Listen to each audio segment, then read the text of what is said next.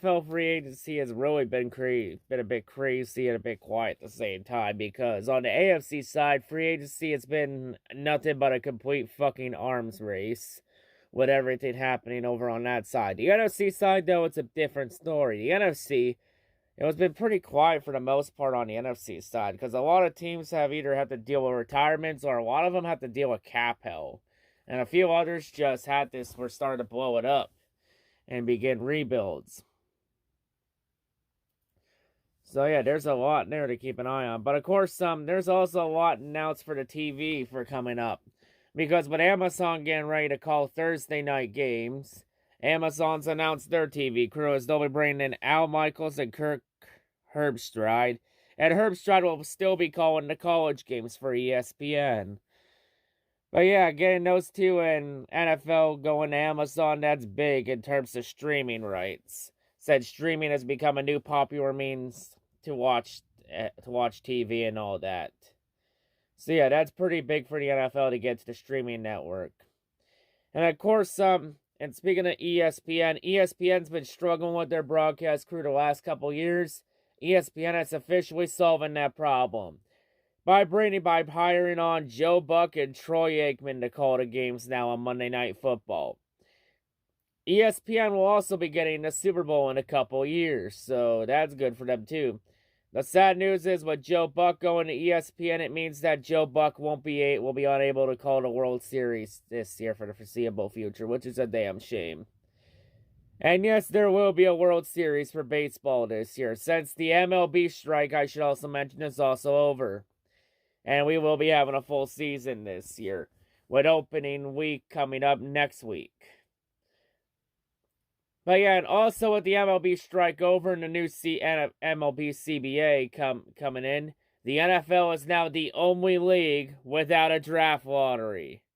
Since part of the new MLB CBA includes the MLB getting a draft lottery system. The details for that will be worked out later. But yeah, NFL is now the only league without a draft lottery, since the NHL and NBA also have this lottery too. And speaking of NBA, yes, this is a Cade Cunningham jersey.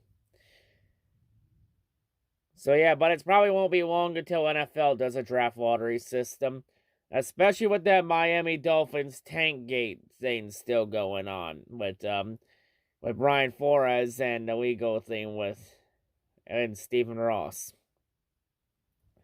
But anyway, for NBC and Fox NBC, they have Al Michaels' replacement, as they announced that Mike Tirico will now be the play-by-play commentator for NBC, partnering him with Chris Collinsworth. While for Fox, their new lead play-by-play announcer is now Kevin Burkhardt, and he'll more than likely be calling Super Bowl 57 this year, since Super Bowl 57 is going to be on Fox this year. So yeah. Now, who partners with him on Fox is yet to be seen. It's probably going to be Greg Olsen, even though most of us wanted to be Aqib Talib. It's probably going to be Greg Olsen. But yeah, that's all the TV deals here that have been announced this year. So now, it's time to take a look at how the Lions fared in free agency. Now, in terms of the Lions free agency was one goal in mind. Do next to nothing. A lot of the Lions fixes, they'll come through the draft, as that is what the team wants to do with this rebuild, is go through the draft. In terms of major departures, there really wasn't many. The only key ones was Kadero Hodge, Jalen Reeves-Maybin, and the Lions buying out the remainder of Trey Flowers' awful contract. Thank God. So Trey Flowers' contract, that opens up a lot of cap space without taking too much of a penalty in dead cap. But yeah, Trey Flowers, let's be real, when he first signed, he was drastically overpaid. He had one good year in 2019. And then the last 2 years, he's had issues staying healthy and fell off a cliff.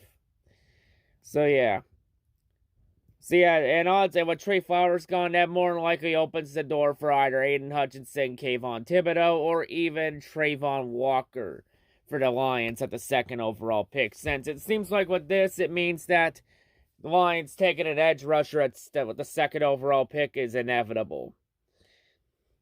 But in terms of Lions' major additions, there were some names they talked to, but in the end, they played it safe and went quiet route.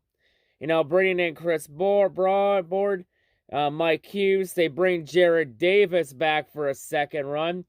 Yeah, Jared Davis is back on the Lions after being with the Jets for 1 year. Be honest, though, Jared Davis, he had a really good rookie year when in Caldwell's last year. But under Patricia's regimen, Patricia just misused him massively. And he just never fit Patricia's defensive scheme. And then with the Jets completely butt fumbled him. But Jared Davis, I think Jared Davis could do some good things with Dan Campbell and under Aaron Glenn's defensive scheme. But of course, the Lions' big free agency prize, they need to get Jared Goff at least one big receiver to at least throw the ball to. And they managed to do just that, getting DJ Clark on a 1-year, $12 million prove-it deal. And DJ Clark even went as far as said that Detroit was the best place he had in terms of offers for free agency. Even Detroit, he said Detroit was a better situation than Jacksonville. Like, you have to be a pretty shitty franchise if you're saying Detroit is considered paradise in your eyes. And Lions fans haven't had to boast about that in a while. Detroit is starting to turn a leaf, but they still got a long ways to go. Keep it going, Detroit. You're doing well. Take baby steps. Don't need to take any shortcuts or rush the process. Baby steps. They'll get back to the playoffs eventually. And get to that level eventually. And then other than that, for additions, the Lions also were able to re-sign Charles Harris and Tracy Walker. Charles Harris coming back on a 2-year, $14 million deal at a $7 million cap hit a year. That's pretty cap-friendly. And then Tracy Walker brought back on a 3-year deal worth $25 million at around a cap hit of $8 million a year. So yeah, both very cap-friendly deals. So yeah, the Lions, they went quiet. They had added a few things, but like I've said, the Lions' main thing is going to be building through the draft. The question is, what do they do with that second overall pick? The Lions have said that they do plan to commit to Jared Goff as their quarterback for the time being. They haven't ruled out a quarterback, though, at either pick 2 or 32. And the Lions are still fielding offers to potentially trade down from number 2. Trading down could be a good option for the Lions. Because if you are truly going to build through the draft, then the best way to do that is have more rolls of the dice in the draft. Which means trading down or acquiring more picks. Now, with Walker, Harris, and DJ Clark on pretty cat-friendly deals, if shit hits the fan in 2022 and you struggle again like the Lions did last year, you could flip them to a playoff team as rentals to acquire more picks for the 2023 draft. But yeah, so far this free agency, doesn't look like Lions fans aren't too pissed about it. Oh, fuck, not this shit again from Moby. Yep, we have another there goes Moby incident. Yep, there goes Moby is fucking pissed about this free agency. He is mad because everyone is supporting the Lions bringing back Jared Davis, and he is just going on a massive temper tantrum. As Moby once again is even taking shots at the fan base, even going as far as taking shots at even everything Kane, for fuck's sakes. Yeah, Moby's saying he's even gone as far as once again saying the Detroit Lions are the dumbest fans in all of pro sports. I always say to Moby, it's back the fuck up. Moby / all 32. I think NASCAR and F1 fans want to have a word with you out back, because I'm pretty sure those two still own the title of worst and dumbest fans in all of pro sports. Like, the fact that Moby is once again saying Detroit is the dumbest fan base in all of pro sports, it shows that Moby does not do his research that well. For fuck's sakes, I think everyone and their mothers know Detroit isn't even the worst fan base or the dumbest fan base. There are a lot more dumber fan bases than the Lions. Oh man, dumb. There are some times, though, where I will hold the Lions fan base accountable. Multiple times. But here's the difference between me doing it and Moby doing it. When I do it, it's because I want the fan base to fucking succeed, and sometimes they need a metaphoric boot in the ass for them to wake up. Hence the whole point of my heel turn in the beginning was because I wanted the fan base to fucking succeed.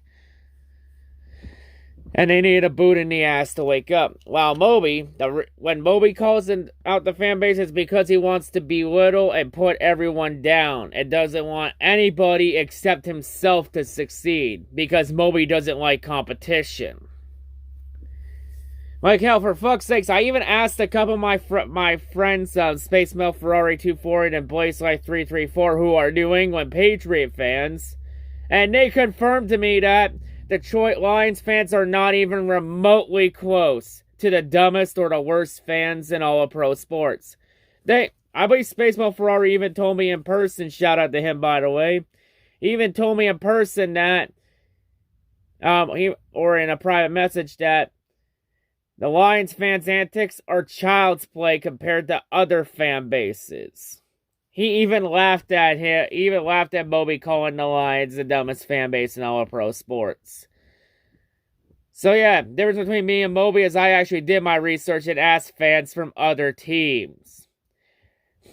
And of course, what happened is shortly after I called out Moby for it, Moby then announced he is no longer a Detroit Lions fan and can't handle Brad Holmes' great Detroit Masterplan. And he can't handle with the Lions fan base for once holding him accountable for his actions. So Mobius announced that he is no longer a Lions fan. And that's saying he no longer has a favorite team. While also in that same sentence in his bio saying, fuck it, I'm a Rams fan.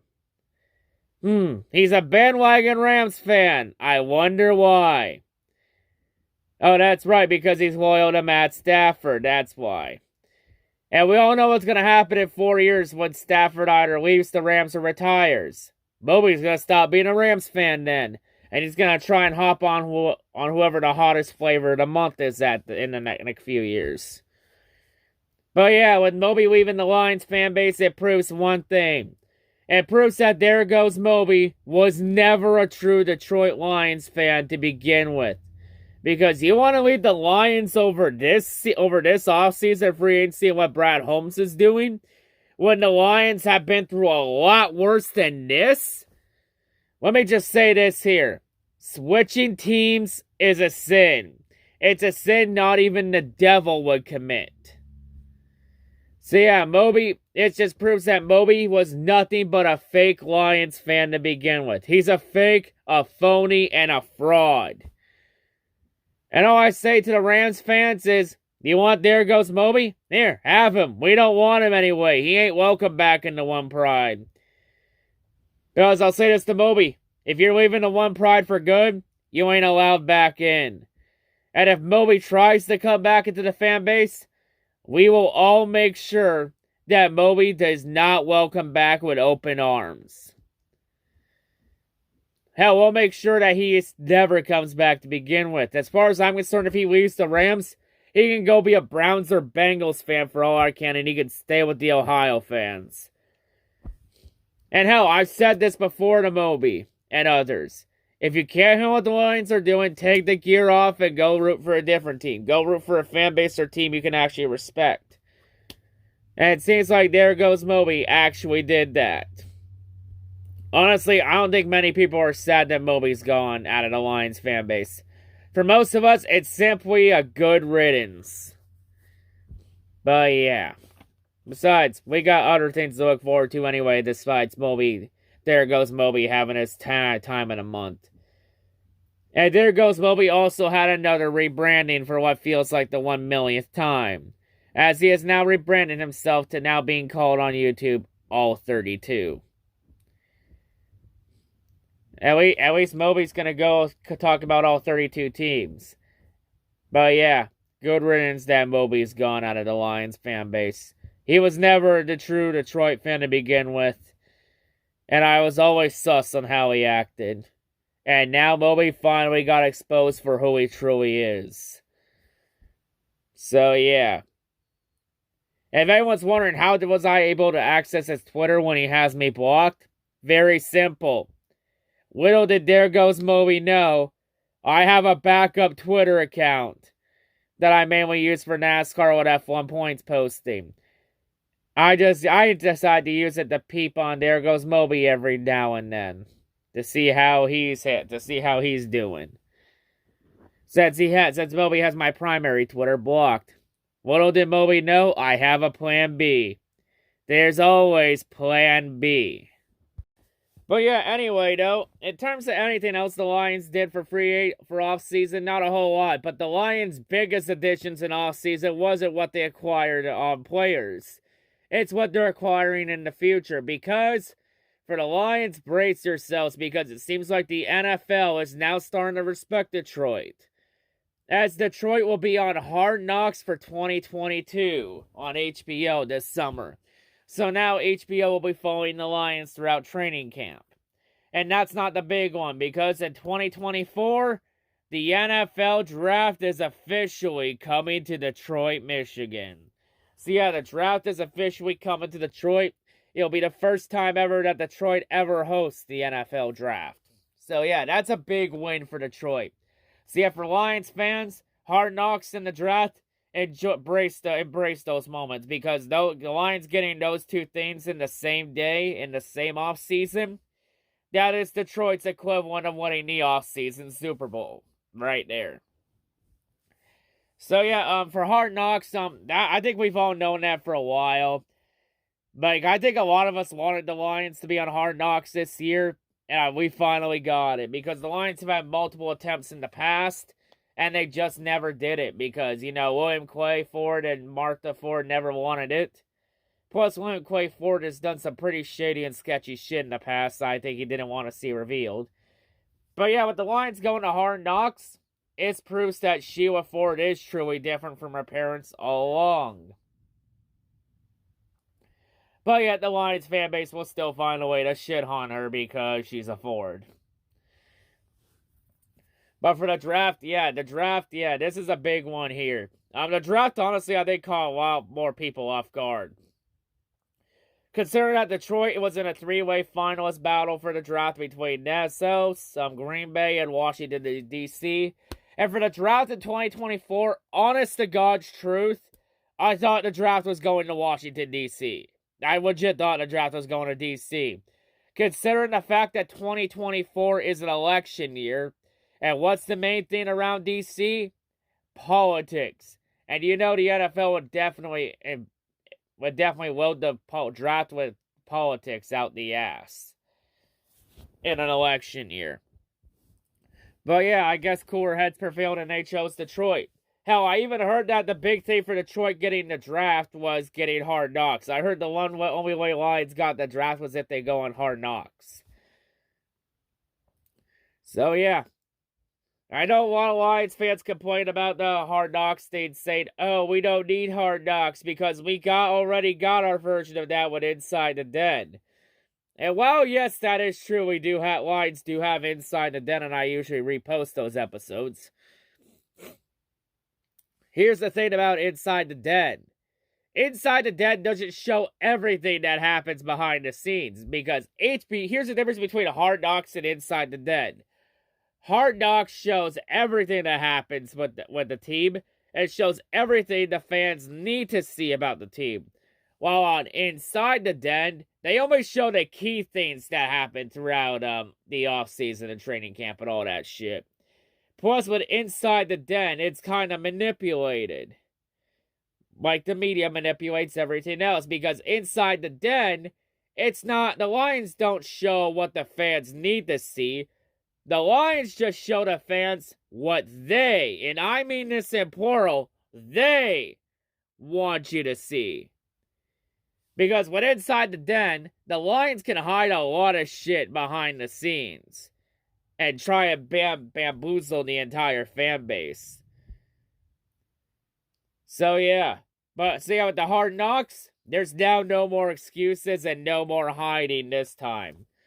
Anything the Lions have behind closed doors will be exposed out. And also with the Lions going to Hard Knocks again in the draft, the Lions fans, you no longer have any more excuses about the NFL not respecting Detroit anymore. So if the Lions get fucked over this year by ref ball, then it's just the refs are complete shit at their job. Because now there's no more, because the Lions fans can no longer pull the NFL doesn't respect this card anymore. They can no longer pull that excuse anymore. Because if the NFL truly didn't respect Detroit, then Detroit wouldn't have even gotten the draft in the first place, let alone go on Hard Knocks. So yeah, anyway, this summer's going to be fun for the Lions. So yeah, and I will be watching Hard Knocks for sure, because I kind of want to see what happens behind the scenes. And really, to be honest, I think Hard Knocks was like Lions to Hard Knocks would give Hard Knocks the best ratings possible. Considering that the other two teams they were at Lions were up against for Hard Knocks were the New York Jets and the Carolina Panthers. I mean, the Jets would probably butt fumble Hard Knocks. And no one wants to see the Panthers on Hard Knocks this year, especially Matt Rule. Because Matt Rule's probably going to be fired by the end of the year from the Panthers anyway, so what's the point in that? But yeah, we all know everyone wants to see what Dan Campbell is on Hard Knocks, because Dan Campbell actually has fucking personality. That personality that somehow rubs a lot of Lions fans the wrong way, including the fake ones like There Goes Moby. Since Moby prefers his coaches to have no personality and be like boring cyborgs and have the personality of a 2x4. Like I said, Rams fans, There Goes Moby is your problem now. I'm glad his ass is gone. And when the Rams play the Lions in a few years, I have a hate week planned for There Goes Moby's bitch ass. See ya, There Goes Moby. In a couple years, your time's up when I come at you, because you'll be going in my firing range. But yeah, anyway, I think that wraps it up here for the Lions offseason, you know. Very few quiet moves. Like, the Lions just stayed pat here. It was all quiet on the Detroit front. A few moves here and there, but the main thing for the Lions is building through the draft. And to be honest, though, I don't see the Lions trading the second overall pick. I think they're staying at second overall. The 32nd overall pick's a different story. I can see Detroit trading down from that pick. I can also see them trading up from that pick. Honestly, I think Detroit is going to trade up from 32 to get a receiver. But yeah, anyway, that's going to wrap it up here. That's all I got to say, and I'll see you on whatever I make next. But yeah, that's my Lions free agency off-season recap. See y'all later. Peace, and I'll have more draft previews coming out soon. See y'all later. I'm out.